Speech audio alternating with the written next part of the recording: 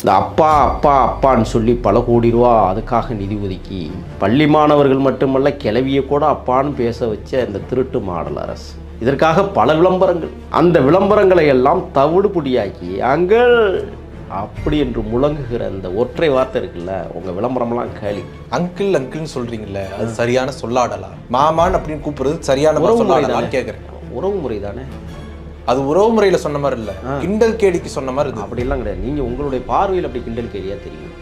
மாமாங்கிறது ஒரு உறவு முறை. இதற்கு முன்னாடி அவர் அங்கிள் அங்கிள்னு கூப்பிட்டுருப்பாரு, பழகிருப்பாங்க, பேசியிருப்பாங்க. அப்போ வந்து அங்கிள், அதுக்கு முன்னாடி முத்துவேல் கருணாநிதி ஸ்டாலின் அவர்களே அப்படின்னு அன்னைக்கு அப்படி தானே சொன்னாரு.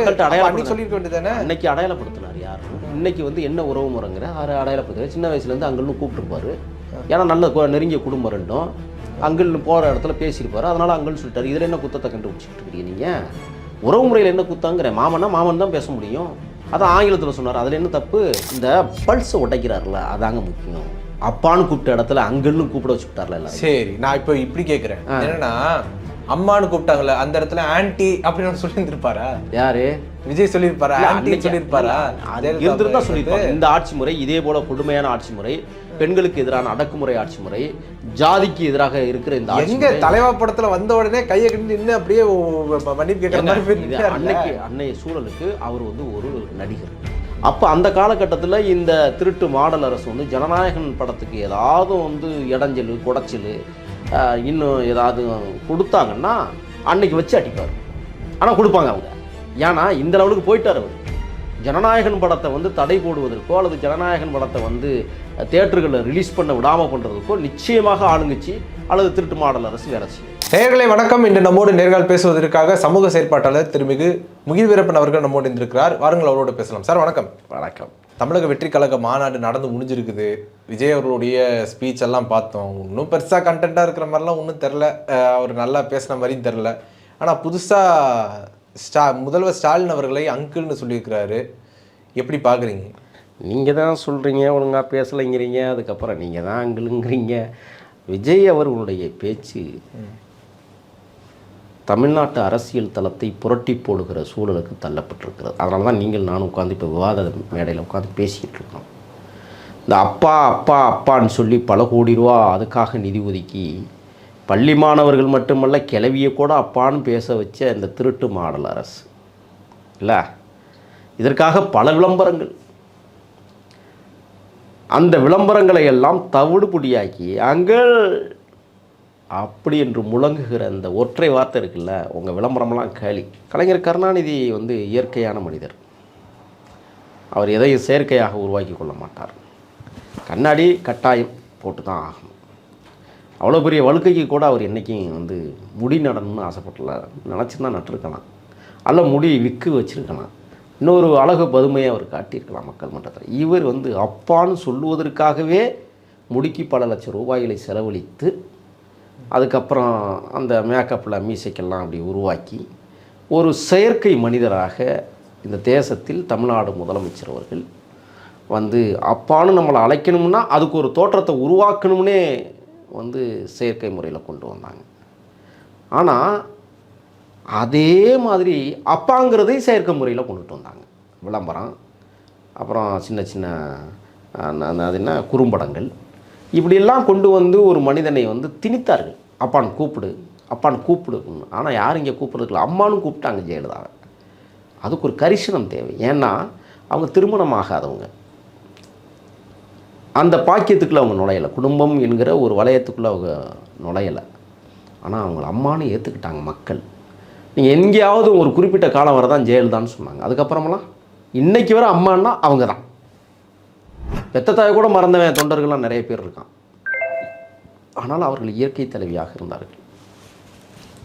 அதில் ஒரு அழகியல் இருக்கும். அவங்க வந்து ஆரம்ப காலத்தில் பேசாமல் இருந்தாங்க. அடுத்து வீரியம் கூட கூட அவங்களுடைய பதவி வந்து அவங்கள பேச வச்சுது. பயங்கரமாக லேடியா மோடியான்னு பார்த்துருவோம்னு சொன்னாங்களே, சவால் விட்டாங்களே தமிழ்நாட்டிலேருந்து. அதை விட காஞ்சி சங்கராச்சாரியரை பிடிச்சி உள்ளே வச்சாங்கள்ல, அந்த திமிர், அந்த கட்ஸ்.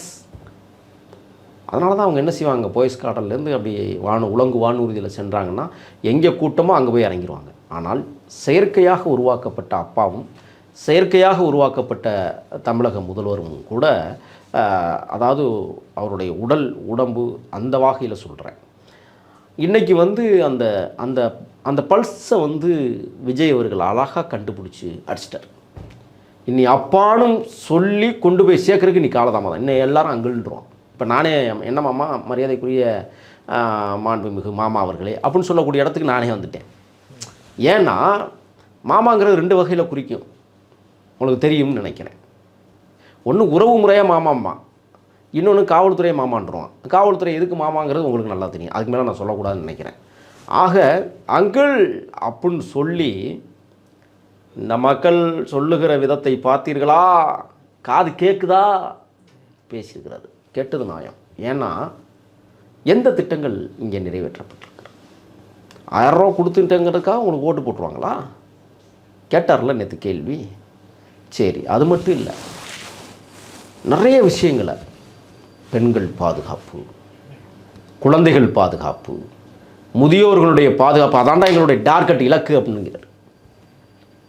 உங்களுடைய ஆட்சி முறையில் நீங்கள் என்ன பண்ணி கிழிச்சிங்கன்னு கேட்குறாரு. அங்கிள் கிழிச்சிட்டிங்களான்னு கேட்குறாரு. லட்சக்கணக்கான தொண்டர்கள் நேற்று பாரபத்தி மட்டும் நடுங்கலை, பக்கத்தில் இருக்கிற கூடல் மாநகரே குலுங்கி இருக்கிறது. இந்த நேற்றைய நடைபெற்ற புள்ளி விவரங்கள் வந்து 23 லட்சம் பேர் கலந்து கொண்டதாக சொல்லுகிறார்கள். கிட்டத்தட்ட 1.25 கோடி பேருக்கு மேலே இந்த நிகழ்ச்சியை பார்த்துருக்குறாங்க ஊடகங்களில். அப்போ அந்த லெவலுக்கு வந்து ஒரு மிகப்பெரிய மாநாடாக என்னை பொறுத்தவரை என்னென்னா, மரியாதைக்குரிய என் தலைவனை உருவாக்கிய தலைவனாக இன்று விளங்கக்கூடிய மாக்கோ ரா என்று சொல்லக்கூடிய எம்ஜிஆர் அவர்கள் இந்த மண்ணிலே வந்து ஒரு கொள்கை சித்தாந்த பிடிப்புகளோடு வந்து ஆட்சி அமைக்கலை. 72 ஆரம்பித்தார், 77 ஆட்சி பிடிச்சிட்டார். 5 ஆண்டு காலம் அவருடைய அசாத்தியான பங்களிப்பு. இன்னொன்று அவருக்குன்னு ஒரு மாஸ்கிரேடு இருந்தது. அந்த மாஸ்கிரேடு இன்றைக்கி விஜய்கிட்ட இருக்குது. அப்போ அவர் 5 வருஷம் ஆட்சியை பிடிப்பதற்கு. அதுக்கு காரணம் அன்றைக்கி ஆண்டு கொண்டிருந்த ஆட்சியாளர்கள், அந்த ஆட்சி முறை கட்டமைப்புகள் வந்து 5 ஆண்டு காலம் நீடித்தது. அதனால் அவர் பொறுமையாக இருந்தார். ஆனால் இன்றைய காலகட்டத்தில் வந்து விஜய் அவர்கள் 5 ஆண்டு காலம் நீடிக்க வேண்டிய அவசியம் இல்லை. ஏன்னா குறியிடுச்சு, தேர்தல் நெருங்கிச்சுன்னா 2 வருஷம் தான் இருக்குது அப்படிங்கிற ரீதியில் தான் அந்த கட்சியை தொடங்கினார். அது இப்போ 7-8 மாதத்தில் வந்து நிற்கிது. இன்றைக்கு வந்து எப்போதும் பார்த்தா மதுரை தமுக்க மைதானம் அப்படியே தகதகிறது அப்படிலாம் பேசினானுங்க. இதுக்கு முன்னாடி நடைபெற்ற நீங்கள் எந்த கூட்டமாக இருந்தாலும் திராவிட இயக்க கூட்டங்கள் மதுரை தமுக்க மைதானத்தில் தான். அது காரணம் என்ன? சுபாஷ் சந்திரபோஸ் பேசிய திடல், அந்த திடல் தமுக்க மைதானங்கிறது அது சாதாரணமானதில்லை. பசுமன் திருமகனார் அவர்கள் மிகச்சிறந்த உரையை ஆற்றியது மண், அந்த மதுரை மண். ஆனால் நேற்று பேசுகிற போது எந்த இடத்துலையாவது நீங்கள் பசுமன் திருமகனாரை பற்றி பேசியிருக்கிறாரா? இல்லை. ஏன் பேசலைன்னா, அவருக்கும் கூடல் மாநகருக்கும் தொடர்பு இல்லைங்கிறது தான் உண்மை. கூடல் மாநகரில் என்ன இருந்தது அப்படின்னா, அவர் சொல்கிறார் வைகை ஆறு, மீனாட்சி அம்மன் திருத்தலம், திருப்பரங்குன்றம், மல்லிகைப்பூ கூட பேசலை, மதுரை மல்லிகைப்பூ கூட பேசலை அவர். ஆனால் மதுரை மண்ணில் பிறந்த மகத்தான தலைவர், வலிய மக்களுக்கும் எளிய மக்களுக்கும் வாரிவள்ளலாக திகழ்ந்த புரட்சி கலைஞர் விஜயகாந்த் அவர்களை பற்றி அழகாக பேசிட்டார். அதுக்கு காரணம் நன்றி விசுவாசம். என்ன காரணம்னா, செந்தூரபாண்டிங்கிற ஒரு படம் நினைக்கிறேன், அந்த படத்தில் அவர் அறிமுகமாகிறாரு விஜயகாந்த் கூட.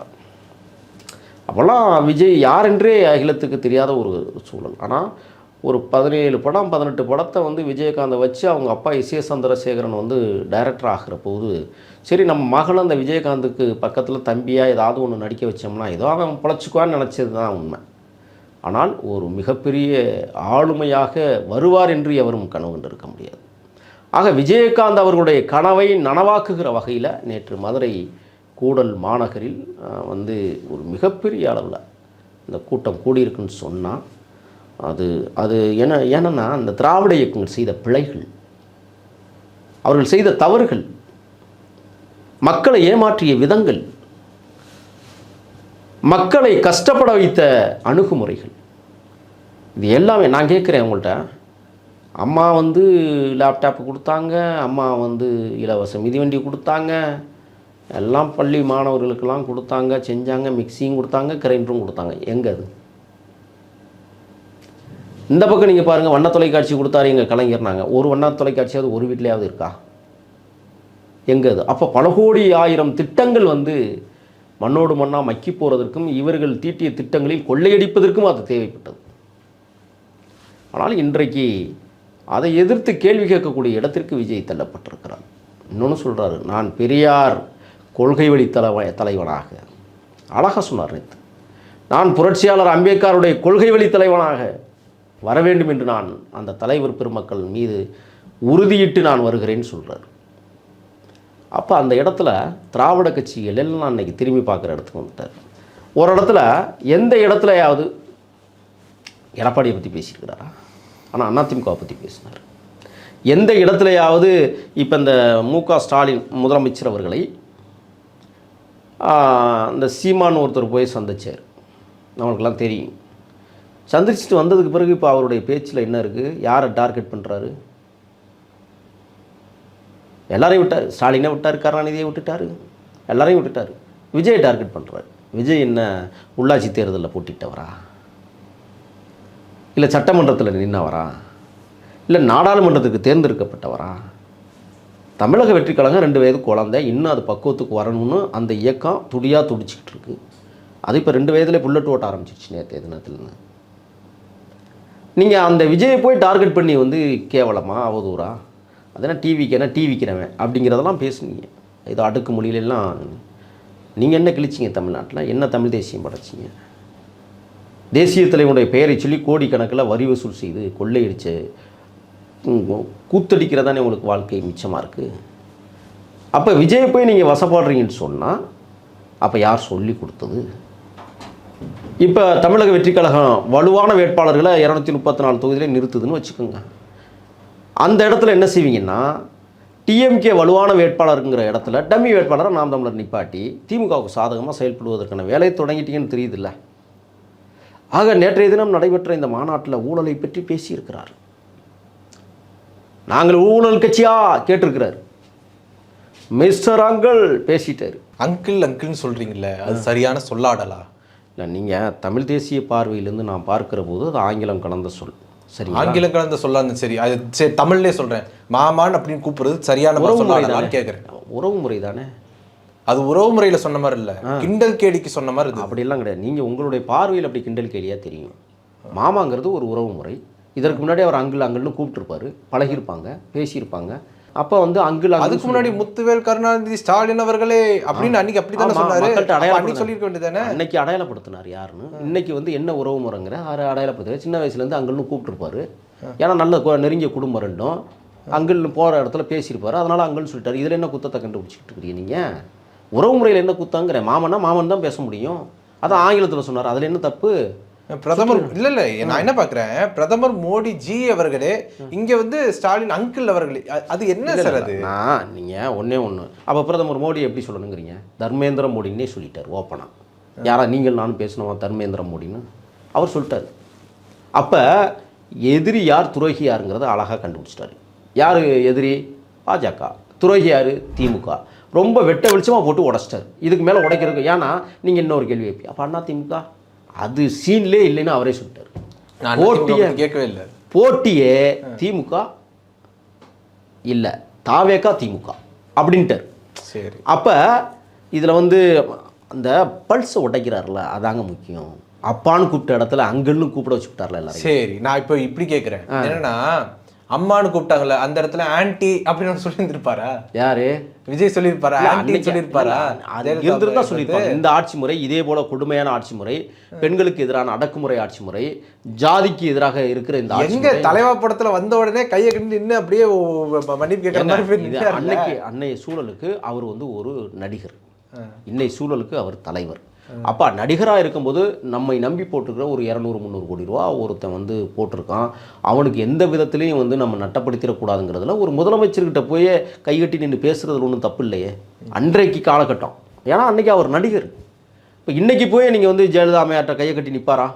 நிற்கவே மாட்டார். இன்னைக்கு அவங்க உயிரோடு இல்லை, அதெல்லாம் சொல்கிறீங்க. இல்லை, கேள்வி கேட்பார், கேள்வி கேட்டிருப்பார். அவரே ஒரு வார்த்தை சொல்கிறார், எம்ஜிஆருடன் நான் பழகுவதற்கு வாய்ப்பில்லை, அழகாக சொல்லிட்டார். ஆனால் புரட்சி கலைஞரோடு நான் தம்பியாக வாழ்ந்திருக்கிறேன். இந்த உண்மையெல்லாம் வந்து உடைக்கிறார் பாருங்க.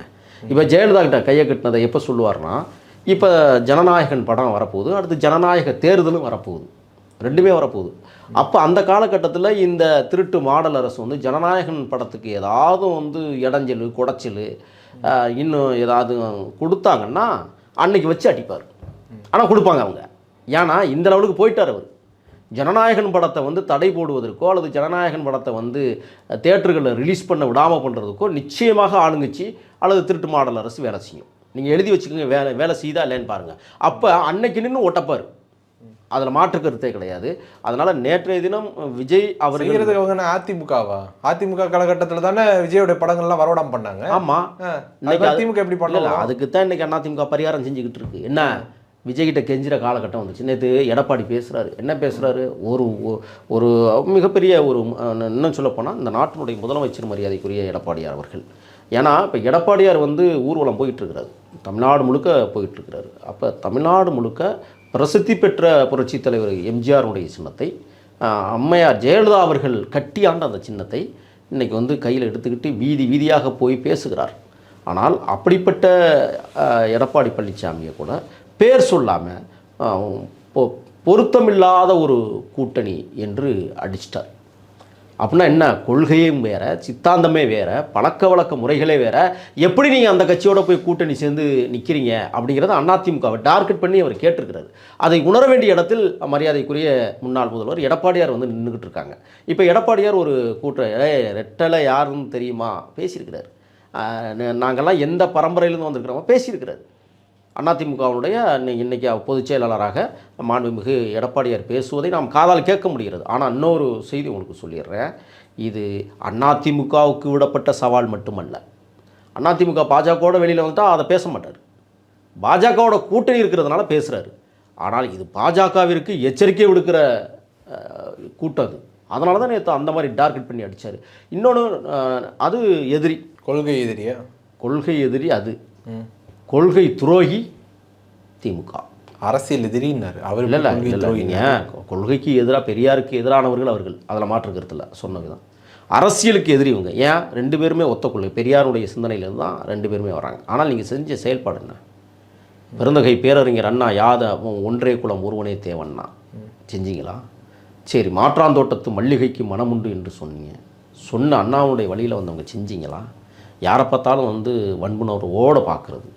நான் என்ன கேட்குறேன்னா, சமூக நீதி பேசுனீங்க, சமூக நீதி நிலைநாட்டியிருக்கா அந்த தமிழ்நாட்டில் இந்த திமுக திருட்டு மாடல் அரசு? சாதிக்கு ஒரு சுடுகாடு வச்சுக்கிட்டு இன்றைக்கும் பார்த்துக்கிட்டு தானே இருக்குது. பறையனை எந்த இடத்துல தேர்தலில் நிப்பாட்டினா ஜெயிப்பான், எந்த இடத்துல நிப்பாட்டினா தோப்பான்னு கணக்கு பார்த்துக்கிட்டு தானே இருக்குது.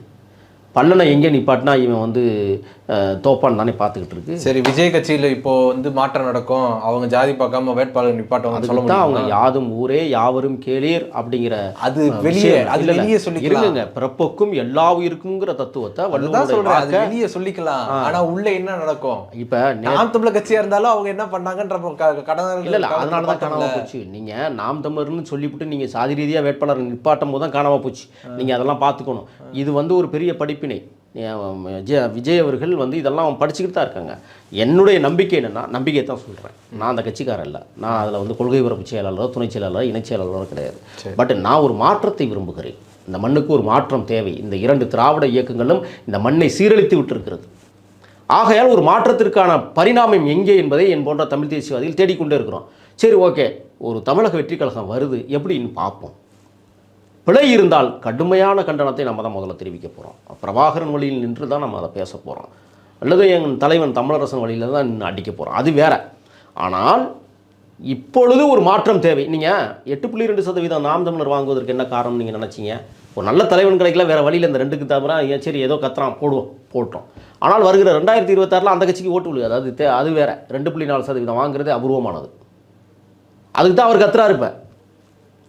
ஆனால் விஜய் அவர்கள் எல்லா கட்சியிலேருந்து ஓட்டை பிரிக்கும் போது எல்லா கட்சியும் இப்போ பார்த்துருது. நீங்கள் தமிழிசை வந்து சொல்கிறாங்க, ஆமாம் தாமரை இலையில் தண்ணீர் ஓட்டாது, ஆனால் தாமரையில் தான் தண்ணீருக்குள் தான் தாமரை பூக்குமா? இது என்ன? இது புதிய விஞ்ஞானமா? தாமரை இலையில் தண்ணி ஒட்டாததை போல் தமிழகத்தில் தாமரை ஒட்டாதுன்னு தெளிவாக அடிச்சிட்டாரு. தமிழிசை நீங்கள் சாதாரணமாக நினச்சிட்டு இருக்கீங்க. அது யாராக இருந்தா இருக்கட்டும், அது ஒன்றும் பிரச்சனை இல்லை. அவங்க வந்து நான் மதிக்கிறேன், அக்காவை மதிக்கிறேன். ஏன்னா அவங்க வந்து ஒரு தமிழ் வளர்த்த தலைமகன் வீட்டில் பிறந்தவர்கள். எனக்கு தெரியும் அதெல்லாம். இலக்கிய செல்வராக வாழ்ந்தவர். அவருடைய புதல்வி இன்னைக்கு தாமரையில் போய் நின்றுக்கிட்டு தடுமாறி நிற்கிறத பார்க்கும்போது நம்மளுக்கு தாமரை தமிழ்நாட்டில் மலர்லனாலும் செயற்கையாக ஒரு தாமரை பேப்பரில் கூட மலர வைப்பாங்க. ஆமாம், இப்போ பீகாரில் நீங்கள் செயற்கையாக மலர வச்சதனுடைய விளைவு இப்போ நாரி போய் கிடக்குங்க. பார்த்தீங்கல்ல என்ன நடக்குதுன்னு? பீகாரில் இப்போ கேரளாவில் அந்த ஒரு நடிகர் வெற்றி பெற்றதே வந்து போலி தேர்தல்னு சொல்ல ஆரம்பிச்சிட்டாங்க. ஆக உங்களுடைய இதுதான் நீங்கள் வந்து பிளாஸ்டிக் பொம்மை போல அல்லது பிளாஸ்டிக் பூவை போல நீங்கள் வந்து செயல்பட்டுக்கிட்டு இருக்கிறீங்கிறது இப்போ மக்கள். நான் தமிழ்நாட்டை பொறுத்தவரை பாஜகவுக்கு நான் கேட்குறேன், தனிச்சு நின்னா 1% வாக்கு தான் வாங்குவாங்களா? ஒரே 1% வாய்ப்பு இருக்கா? பட் என்ன காரணம்னா இன்றைக்கி அந்த அம்மா ஒரு பக்கம் பேசுகிறாங்க, இன்னொரு பக்கம் பார்த்தீங்கன்னா அந்த திருச்சியில் ஒரு அமைச்சர் இருக்கிறார், அவர் பேர் என்ன, இந்த மீசையெல்லாம் வச்சுக்கிட்டு கே நேரு, அவர் வந்து சொல்கிறார் முதலமைச்சரை இவ்வளவு ஒரு நாட்டினுடைய முதலமைச்சரை ஒரு மாபெரும் தலைவரை இப்படியெல்லாம் வந்து அங்கல்னு பேசலாமா? அதெல்லாம் என்ன நாகரிகமற்ற பேச்சு? நாகரிகமற்ற பேச்சு தானே அது நாகரிகம் இல்லையே. ஒரு உறவு முறையே உரிமையோடு அங்கிள்னு பேசுறது என்ன தப்புன்னு தான் நான் கேட்குறேன். அப்போ மாமாங்கிற தான் சொல்றீங்க, நாள் அப்பான்னு சொன்னதை உடச்செறிஞ்சிட்டாருங்கிறீங்க, உறவு முறை கொடுத்தாருங்க. ஆமாம், ரெண்டு பக்கமா பேசல. நான் என்ன கேட்குறேன்னா, அப்பாங்கிறது இவங்களா கொண்டு வந்த சொல்லு. சரி, மக்களா இப்போ என்ன சொல்கிறாங்கன்னா மாமான்னு கூப்பிடலாமே தப்பு இல்லைன்னு சொல்கிற சொல்லு. புரியுதுங்களா உங்களுக்கு? இப்போ விஜய் வந்து மாமான்னு கூப்பிட்டுருப்பாரு, ஆண்டாண்டு காலமாக அவரை பார்க்கும் போதெல்லாம் என்னங்கள் எப்படி இருக்குங்கன்னு பேசியிருப்பார். ஏன்னா ஒரு ஆளுமை நடிகர் அவர், அவங்க அப்பா மிகப்பெரிய. இல்லை, ஒருவேளை விஜய் பற்றி யாராவது கேட்குறாங்கன்னு வச்சுப்போம், எப்படி வச்சுப்போம், தெரியப்படத்தில் ஒரு பாட்டு இருக்குது, நீ மாமான்னு கூப்பிட போலீஸ் என்ன உங்கள் அக்கா புருஷனா அப்படின்னு யாராவது ஒருத்தங்க அவரை பார்த்து கேட்டாங்கன்னா என்ன பண்ணுவார் அவர்? யார்? விஜய் என்ன பண்ணுவார்? நான் என்ன கேட்குறேன்னா, அக்கா புருஷன் சொல்லிட்டு போகிறாரு, இதில் என்ன இருக்குது? அக்கா புருஷனாக இருந்துட்டு போகிறதுல என்ன தப்பு இருக்குது? நீங்கள் போலீஸோடு கொண்டாந்து ஒப்பிடக்கூடாது. போலீஸ் வேறு, அது வந்து ஒரு சினிமாவில் பாடலுக்காக ஒரு கலகலப்புக்காக வைத்ததை வந்து குறியீடாக நம்ம கொண்டு வர முடியாது. அப்படி பார்த்தீங்கன்னா நேற்று எம்ஜிஆர் பாடலே பாடி அசத்திட்டாரே, அதை குறியீடாக நான் பேசினா பேசவே இல்லை. ஏன்னா இருக்கிறது நடக்கிறது, எடுப்பது நடப்பது எல்லாமே சரியாக தான் இருக்குது. இப்போ அங்கிள்னு சொன்ன வார்த்தை எதுக்குன்னா, தன்னுடைய உறவு முறையை கூப்பிட்டதனுடைய விளைவு இன்றைக்கி அது வந்து வேறு மாதிரி டார்கெட் ஆகிடுச்சு. ஒரு திணிக்கப்பட்ட ஒரு வார்த்தையை இன்னொரு வார்த்தையை திணித்ததெல்லாம் அடிபட்டு போச்சு, அவ்வளோதான். நீங்கள் அதை வந்து பெருசுப்படுத்தினீன்னு வச்சிங்களேன், இன்னும் டார்கெட்டு ஓவராகும். இப்போ இந்த விஷயத்தில் நீங்கள் பார்த்தீங்கன்னா ஆளுகிற திராவிட முன்னேற்ற கழகத்தை அடிச்சு நொறுக்கிட்டார், ஒன்று நூலாக போச்சு. இப்போ ஒவ்வொருத்தராக பேட்டி கொடுக்குறாங்க விஜய் பேச்சை பாருங்கள். இவ்வளோ நாளாக 10 நிமிஷம் பேசுனா 10 நிமிஷம் தான் பேசுவார், எதுக்கு இது அப்படின்னாங்க.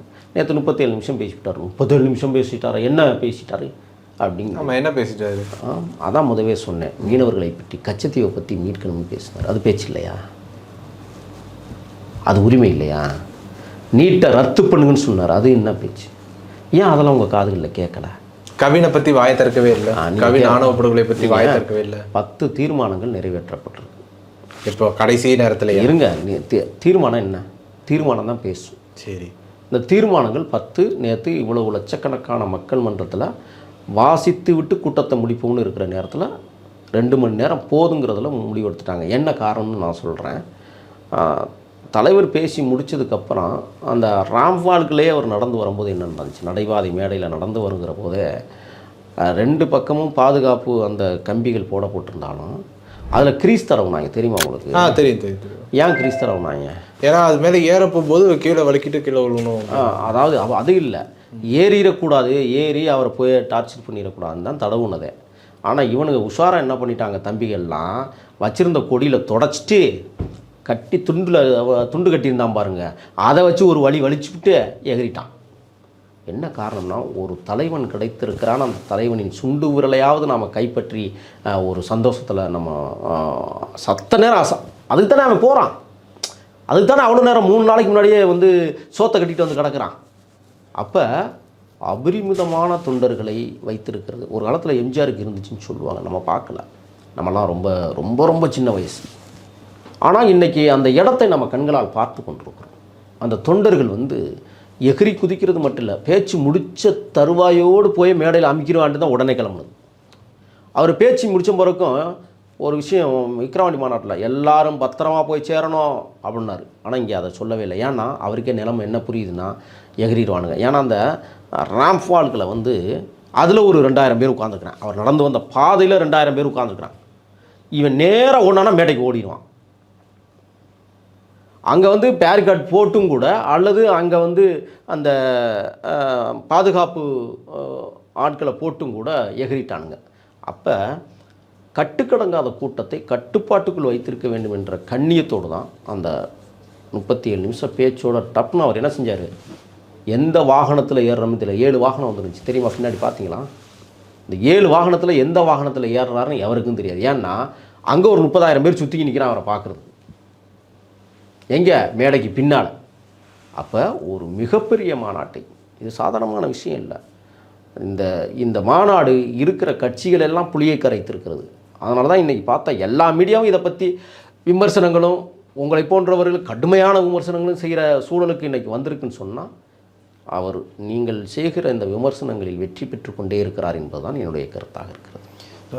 தமிழக வெற்றிக் கழகம் இனி எப்படியாக அவங்களுடைய அரசியல் எதிர்காலம் இருக்க போகுது அப்படிங்கிறத தொடர்ச்சியாக நம்ம பொறுத்து தான் நம்ம பார்க்கணும். உங்களுடைய நேரத்தை ஒதுக்கி இங்கோடு கருத்தில் பந்தமைக்கு நன்றி. நன்றி.